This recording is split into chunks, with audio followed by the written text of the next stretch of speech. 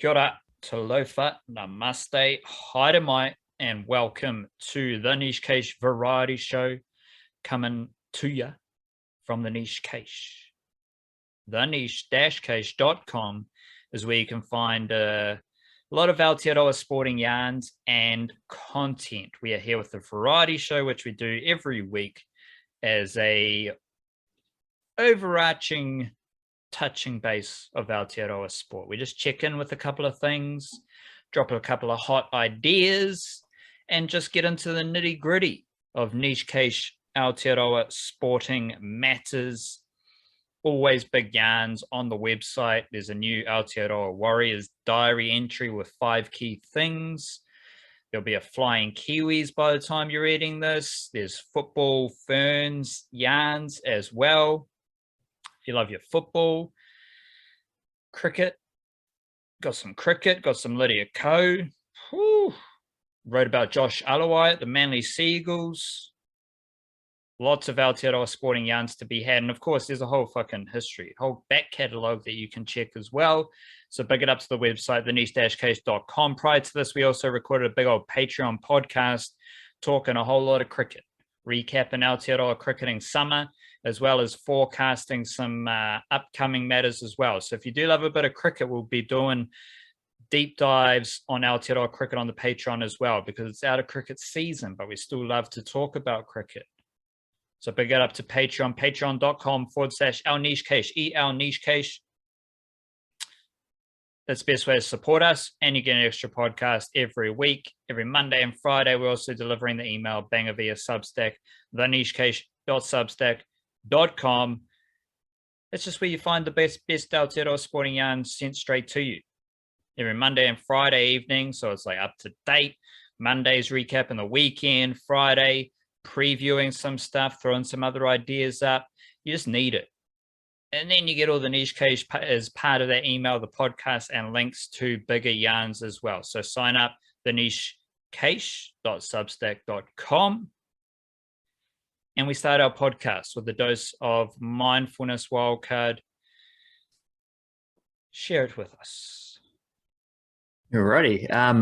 My whangarei is showing extremely on this one because I got a quote from the main man, Friedens Reichhundertwasser, who said 5 simple words: among trees, you are home. That's majestic, but I was thinking you were going to do some like hone heke mindfulness or something like that, like some you know, Northland character. Is hone heke from Northland? Well, I mean, he chopped down the flagpole in Russell, wherever it was. Just something we need to confirm here.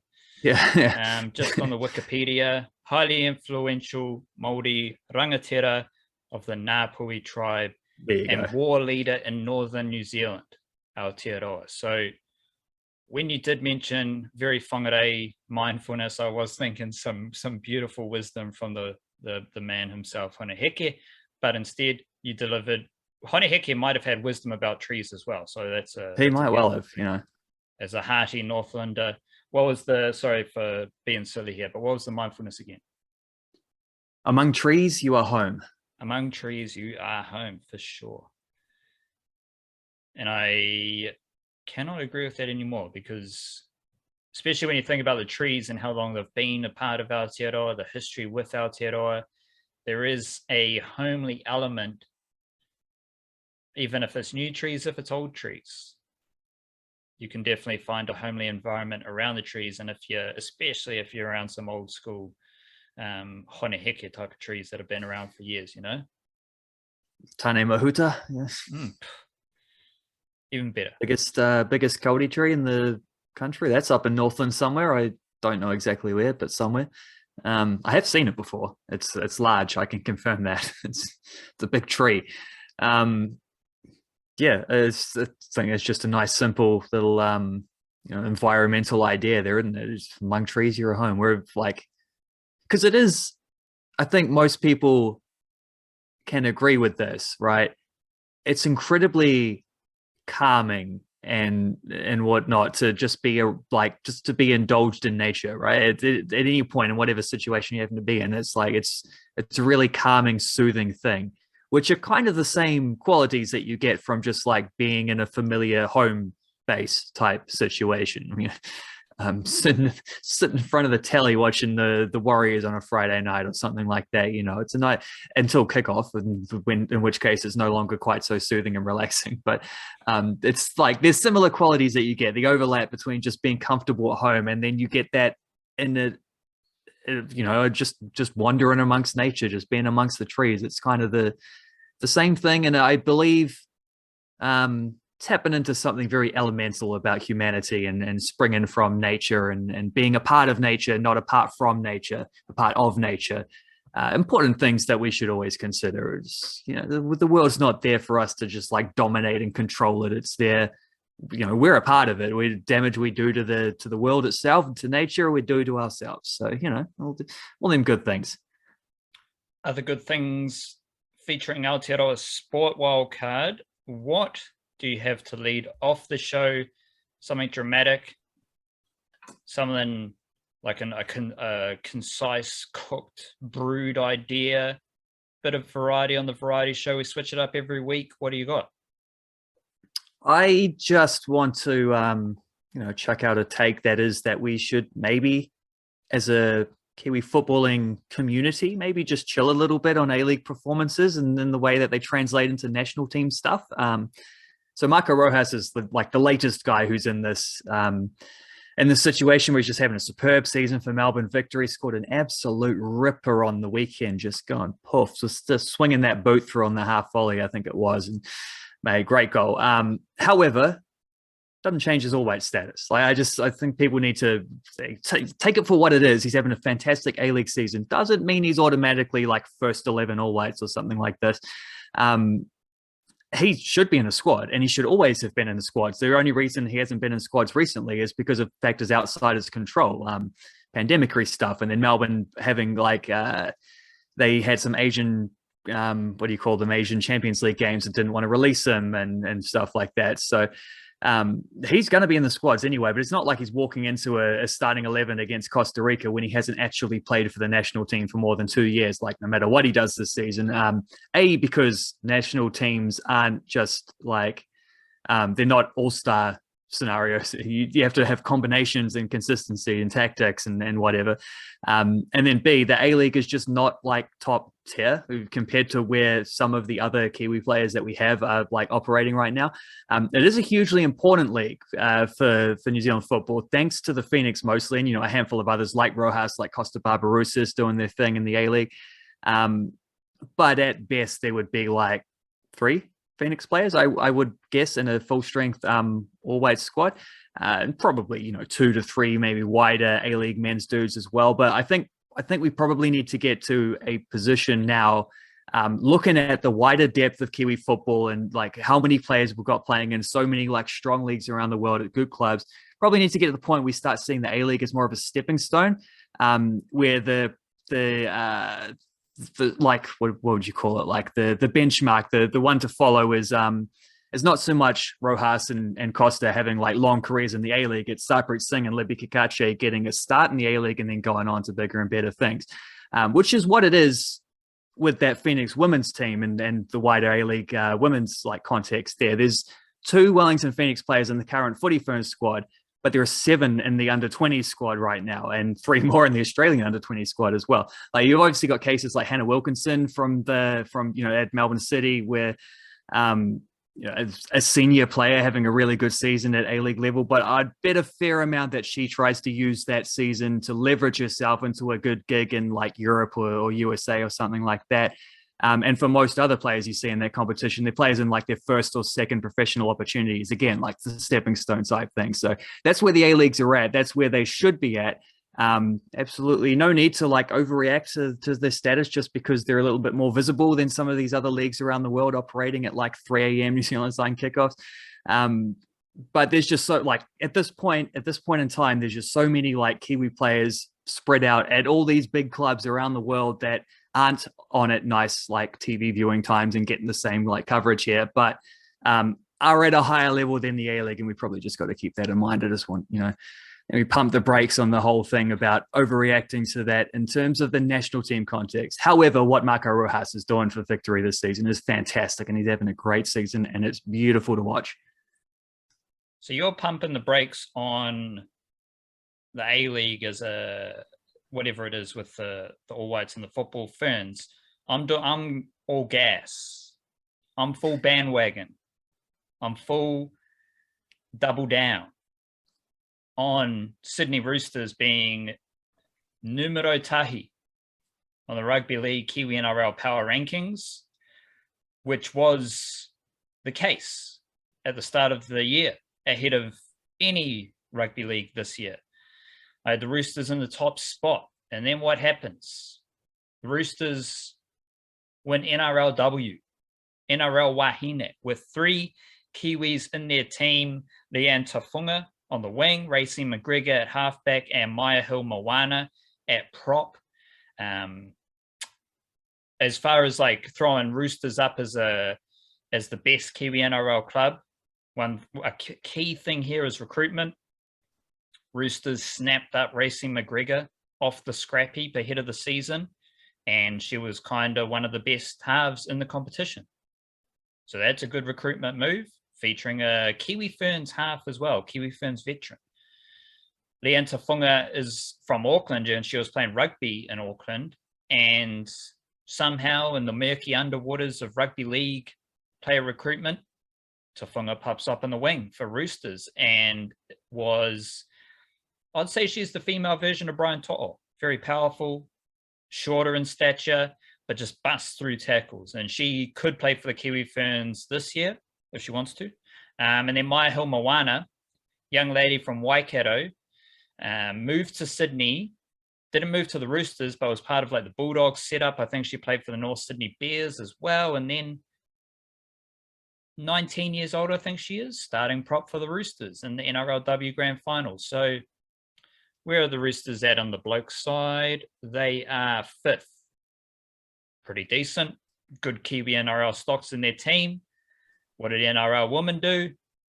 They won the championship. 2 epic comeback victories.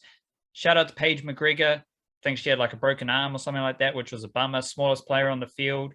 And while she was on the field, might have been the best player on the field. Could play for the Kiwi Ferns' younger sister, Racing McGregor. Madison Bartlett, I think, finishes the competition as the leading try scorer for your Dragons wildcard, but Dragons aren't the best Kiwi NRL club, nowhere near the top. Roosters are the top. Roosters are numero tahi, so shout out to them. Let's get statistical here, wildcard, and I don't know how you're going to try and like get all these Stephen Adams stats into a variety show soundbite, but have a go, lad. Have a go.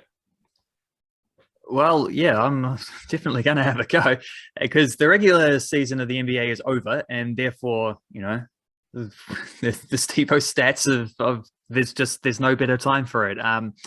So Stephen Adams finishing a superb season with the Memphis Grizzlies, in which he averaged 6.9 points, 10.0 rebounds, 3.4 assists per game.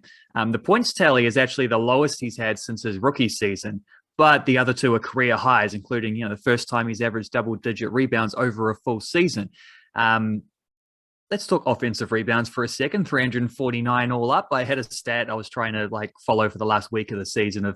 I looked up who else in history has had 350 offensive rebounds and 250 assists in the same season. It was Charles Barkley, and then one more Charles Barkley. 5 seasons all in a row. Adams missed out. I was following that for ages, and then he missed out because he didn't play 2 of their last 5 games after they clinched the 2nd seed. He finished with 349. So that was a bummer, but he's still, along with Charles Barkley, the only player in NBA history to have 349 offensive rebounds and 250 plus assists in the same season. So 349 in total, 4.6 off boards per game, and a 17.9% offensive rebounding average. All of those marks were comfortable league best, like the best in the NBA of anyone this season. In fact, the percentage, 17.9%, is actually equal 10th best all time in NBA history since they started counting that stat. Steven Adams was second to Rudy Gobert in screen assists per game, 6.3 versus 5.5. But because he played fewer minutes than Gobert and also more games, ahead of him on the per 36s, 7.5, and totals 416 total screen assists throughout the season. I'd imagine that would have been higher as well if Ja Morant had not missed like sort of 25 odd games during the campaign. Steven Adams led the NBA in box outs per game with 3.8, also led the NBA in total box outs with 289 of them. Obviously, his assist tally, contextual within being a center, can't compare him to like point guards and stuff who have the ball in their hands all the time, but getting specific with it, how about this one for a stat? Assists specifically from out of the elbow position.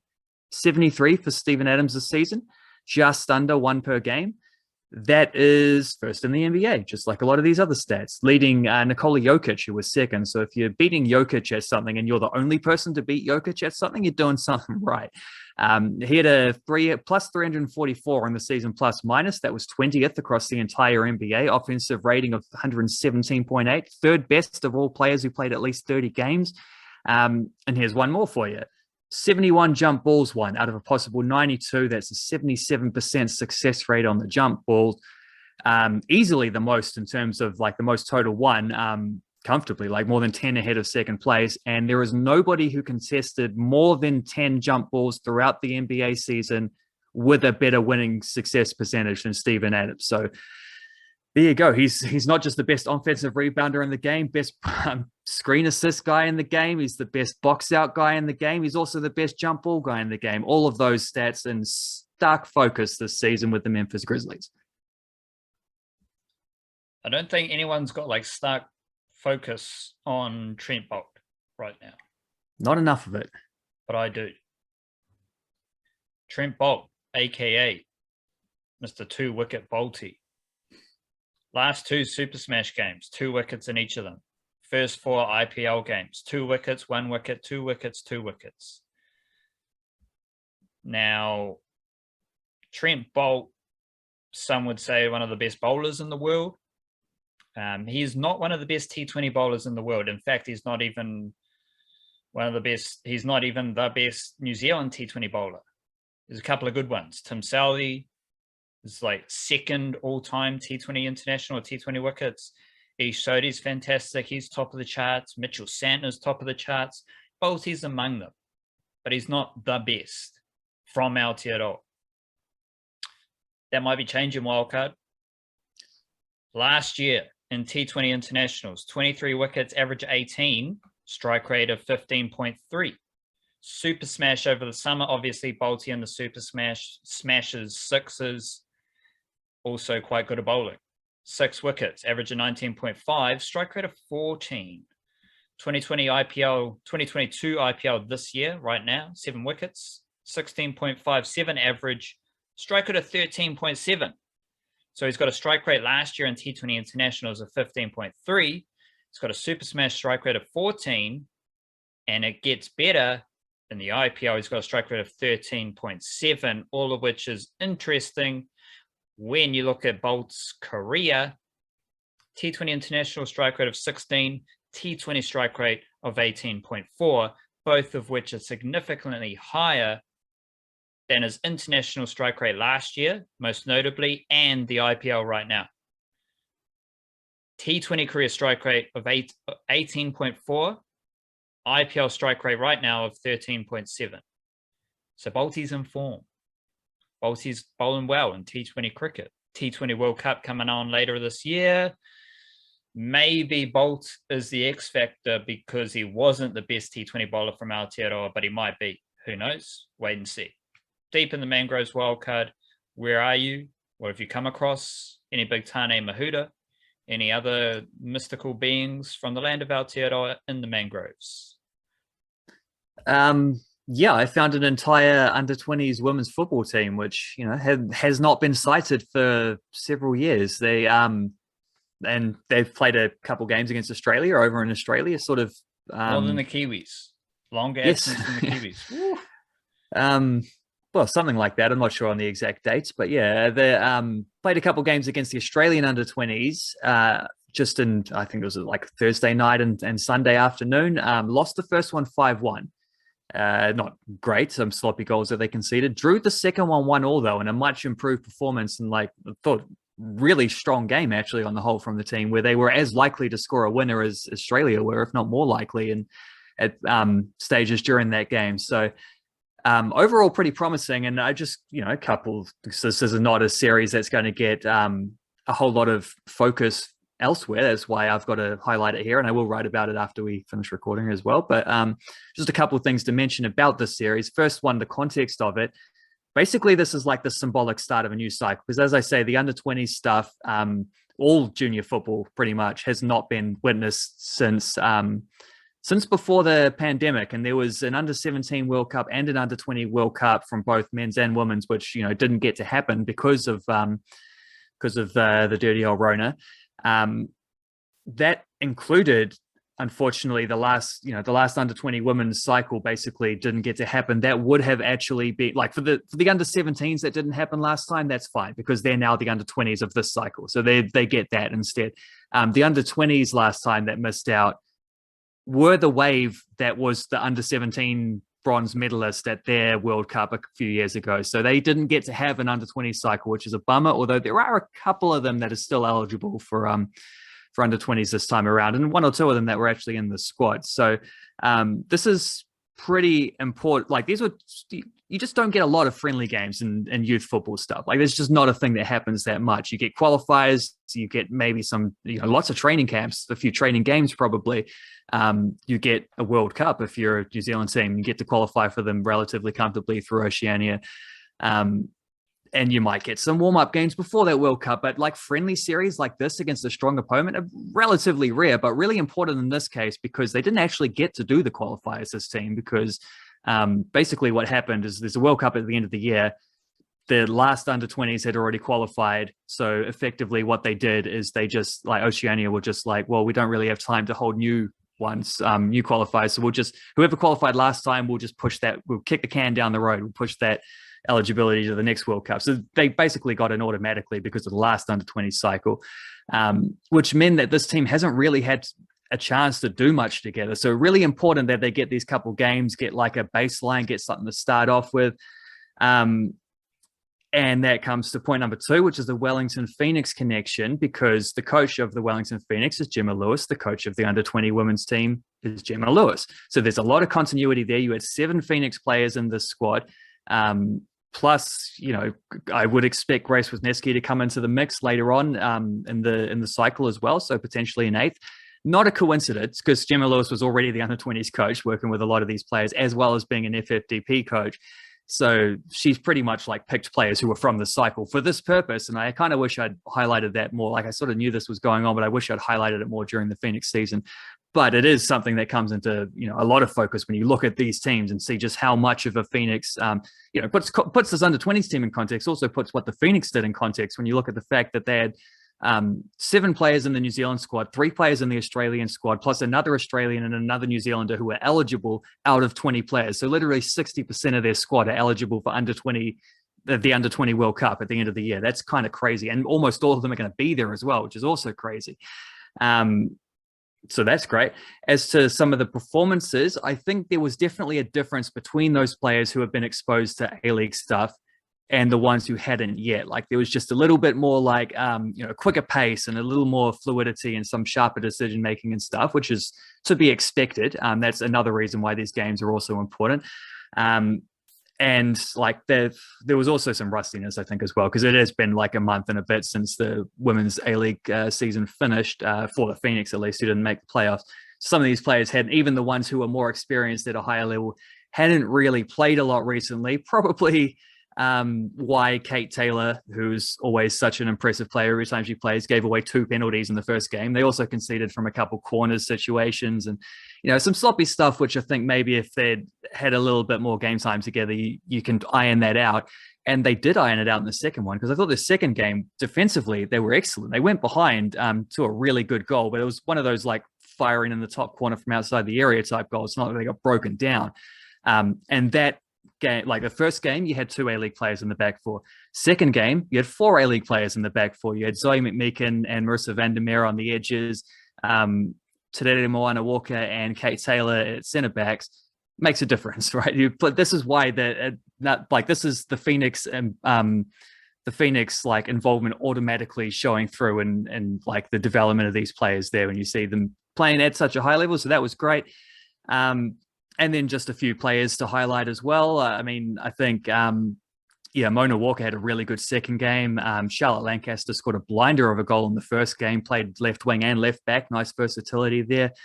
A few players I hadn't seen before who were really good. I think Murphy Sheaf, the goalkeeper in the second game, I thought she outperformed Brie Edwards from the first game, who's got a contract with the Wellington Phoenix as their backup. So Murphy Sheaf is playing USA college stuff at the moment. And then probably the player, I'll chuck in Charlotte Wilford Carroll as well, playing domestically here. Really good, like combative midfielder, good left foot. Just loves a slide tackle, which is always fun to have someone like that in your midfield. I thought she had a couple of really good first game.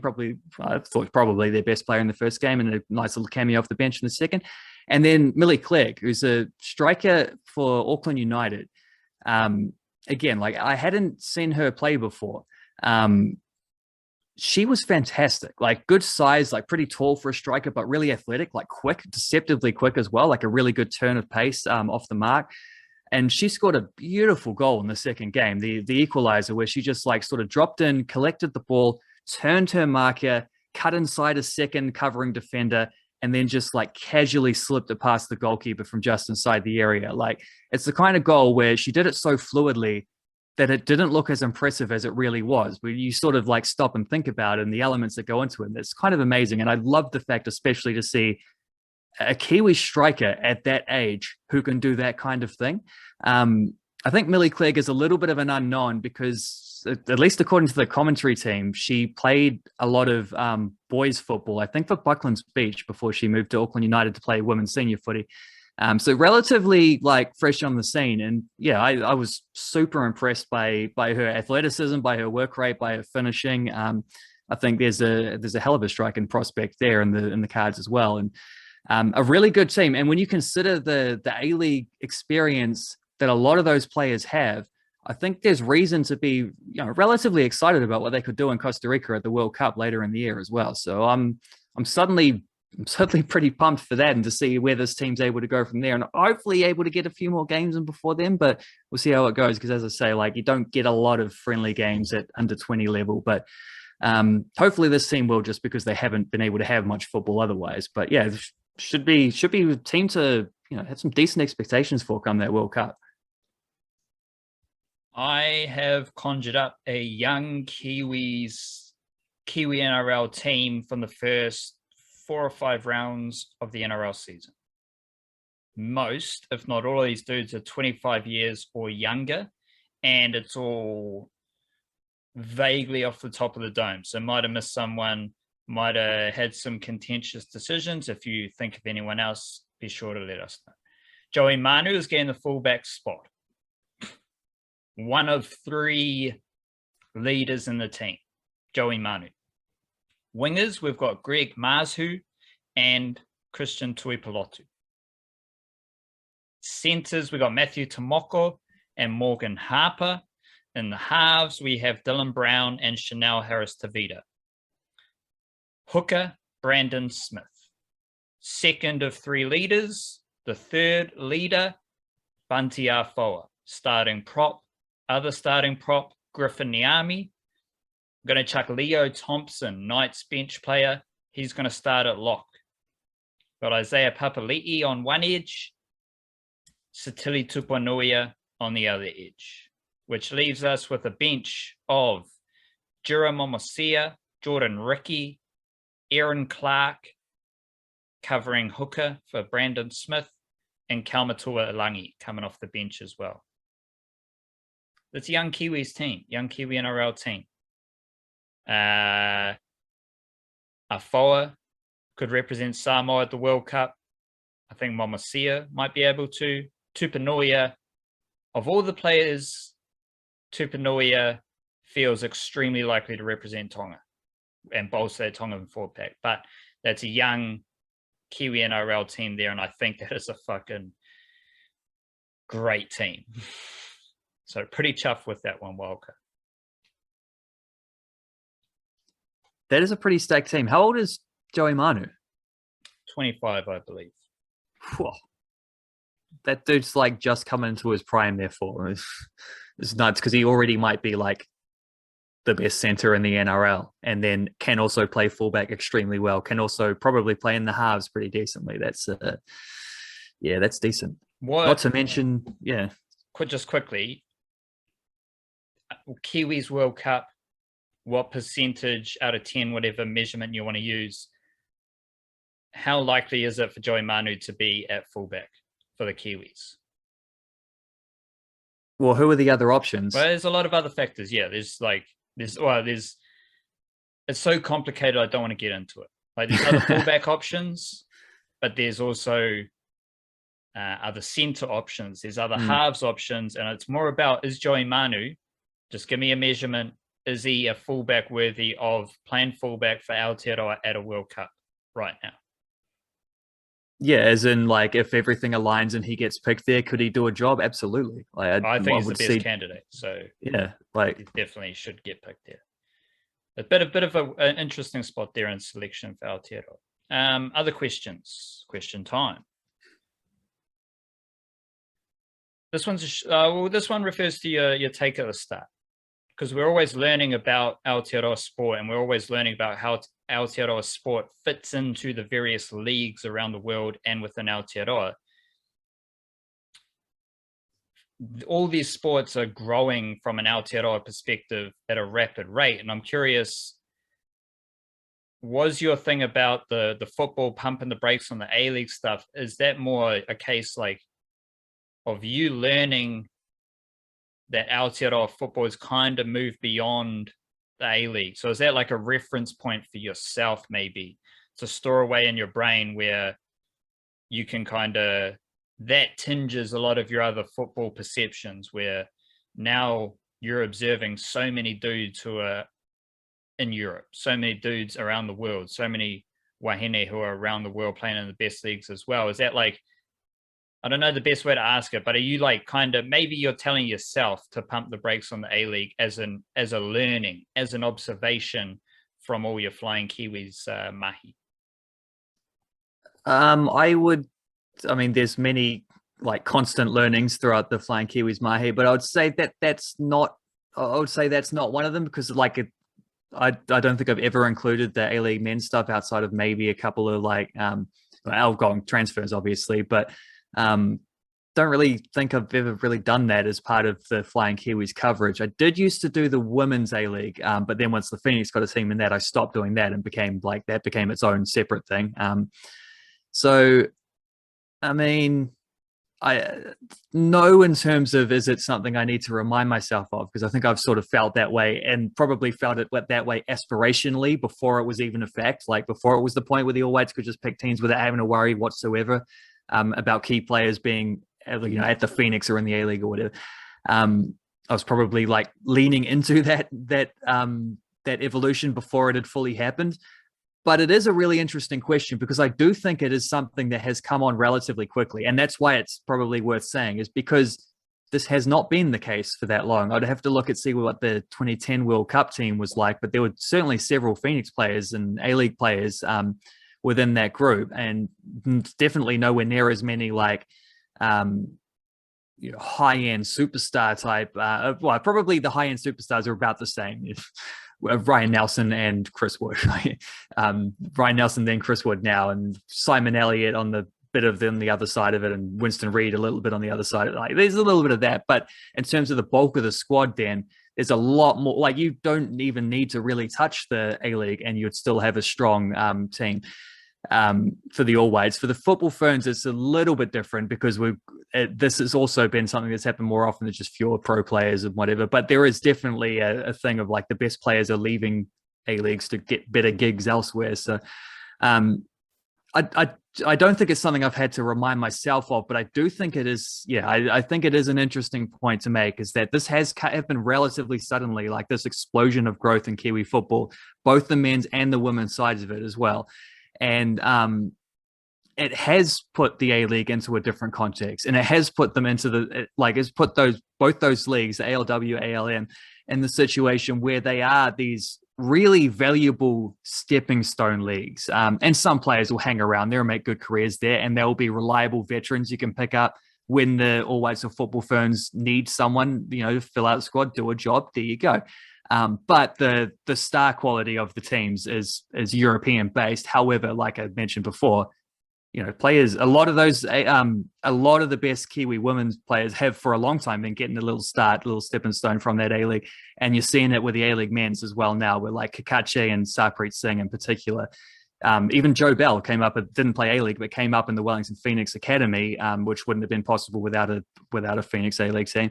Like players who use the A-League and then go on to bigger and better things and then become really key important players. So it's an interesting one because I think it has happened quite suddenly, and that's probably why it's worth recontextualizing that league, Speaking of recontextualizations, that one worked out nicely. I have a question for you, which is that the Warriors have won 3 games in a row. They've even looked quite decent in stretches of them, if I do say so myself. My main asterisk there is that they haven't really played anyone good. They've had a really favorable start to the season in terms of fixtures, but you play who's in front of you, and if you get those wins, then there you go. It leads to confidence, leads to better performances down the line. Hence, my question is, has your opinion / your expectations of what the Warriors can achieve this season, or the opinion of the team that they are, has it changed over the course of this winning streak? No. No / slightly, because it's gone from they're going to be the middle of the bottom 8 or one of the bottom half of the bottom 8. Now they're going to be one of the top half of the bottom 8.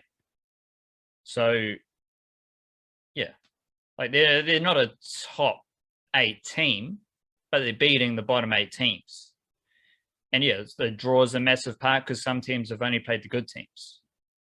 So it's all at that stage of the season where depends on who you've played, and the Warriors have played 3 of the worst teams. Now they play a couple of the best teams, and in fact, now it's hard mahi. Now you're getting into week after week, you're playing a top 8 team, and that's the next cycle, and that's where we're going to learn more about the team. But right now, like anything super positive I can find in the Warriors, like you can also highlight some things as to why they're a bottom 8 team. So it is what it is. And yeah, I think it's exceptional because this is funny, right? It's funny to say the Warriors are always 9th or 10th or 11th. And that's part of the curse. And all you need to do in a dose of mindfulness is just flip the equation in your mind, because I can also say it's exceptional that the Warriors have been able to maintain this level, whether it's a level of mediocrity, whether it's a level of solidarity, whatever you want to say. It's a solid level.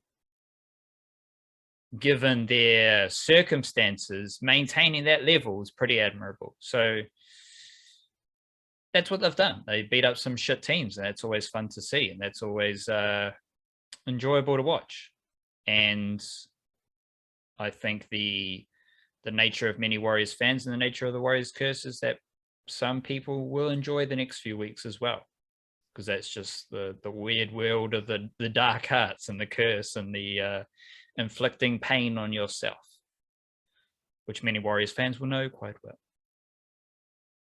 Musical Jam Wildcard. I had a couple listed here, but I'm going to do the Dreamville D-Day mixtape with old mate, the Gangsta Grills mixtape with DJ Drama. Yeah, D-Day, a Grand Gangsta Grills mixtape. And the reason I'm loving this mixtape from Dreamville is because all the different artists sound their best when together on a Dreamville project.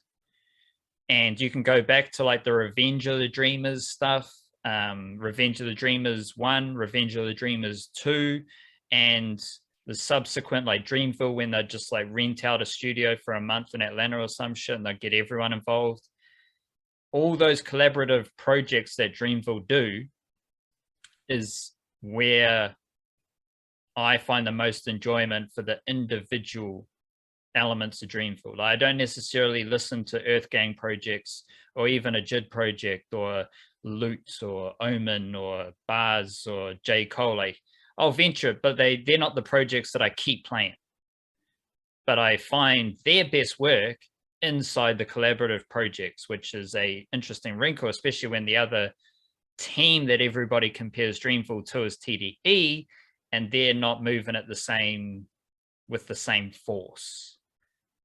Dreamville are like they assemble, they mount up, and they're coming at you as a force. Whereas TDE, there's a lot of different figures moving in a lot of different directions, and I don't even think it's the same right now. Like,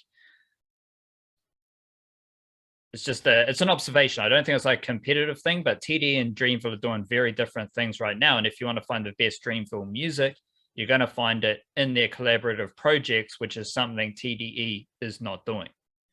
There we go. Your musical jam, Walker. Yeah, outside of TDE, do like to have like one or two, you know, an upcoming artist, and you get one or two, like, you know, Kendrick Lamar will pop up with a verse on one thing, and there you go. There's help sell this dude, which is good marketing. That's how you do it. But yeah, I would check out, I'm going to go with there are two albums that I've listened to that I think are absolutely superb. The first one is by a dude called Ian Noe, Noe, who is a Kentuckian songwriter. It's like in that sort of Americana, that sort of boundary between country and folk type thing. Appalachian, he's got a song called Appalachian Haze, you know, mountain music.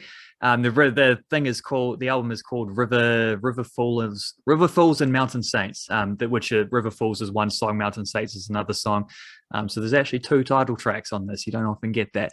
And I just think this is like a fantastic album. It's very like John Prine influence. He even sings like him a little bit. I think he's got a great voice, definitely more like sort of dynamic range than John Prine. Doesn't quite have the lyricism, but no one does. Just really well written tunes, decent variety to them. I just think it's a fantastic album, which I've listened to heaps. And then another one by a band called X Void, who I mentioned last week that I was going to listen to this on the basis of one single, which is called No Other Way. It is, I remember that now, which is a great song, and turns out the whole album is just full of songs that are equally that good. And I didn't know anything about this band other than just like I chucked that one song in a weekly albums playlist one week and dug it, and then thought I'd listen to the rest of it. Everything else is just that good as well. It's sort of on that they call it power pop. I don't know. It's like sort of like a, you know, guitar based, like a just good, like heavy hooks, lots of melodies. I think they mentioned themselves influences from like you know, the Byrds and Big Star and bands like that from back in the day. I would say an influence I noticed from that is I like the last album that hit in that same way, and that trying to do that same kind of thing for me, in that realm of music, like that type of genre, was the first album by the Beths, Kiwi band. I think this is a really similar album to that, which has a very similar energy. I just thought that was interesting, that comparison, because there's also this, because I didn't realize X Void is actually a Welsh band. I thought they were, you just, everything you hear, you assume is American because of how the marketing machine works, but they have like slight accents on their thing, actually kind of like a Richard and Linda Thompson type thing going on with how they sing, male and female harmonies type situation. So I figured they were probably British. Turns out they're actually Welsh, which is interesting because there's maybe like a growing Welsh Kiwi musical connection thing going on. Because when I think about Aldous Harding's new record, as an artist, the one person I've thought to compare her to the most is probably Kate Le Bon, who was Welsh. And I think Aldous Harding actually has lived in Wales in recent times, at least up until the pandemic, not sure since. Like, she actually lived in Wales for a little while, and you got this Welsh band who sounds a lot like this Kiwi band. And I don't know, the only two sports in the world where rugby is their national sport as well, is those two countries. So shout out to Wales. I'd like to go to Wales someday. It looks like an absolutely gorgeous country. That is the Variety Show. We'll be back on Thursday with another episode of the Niche Cast. Kia kaha, stay beautiful, cheer, cheer.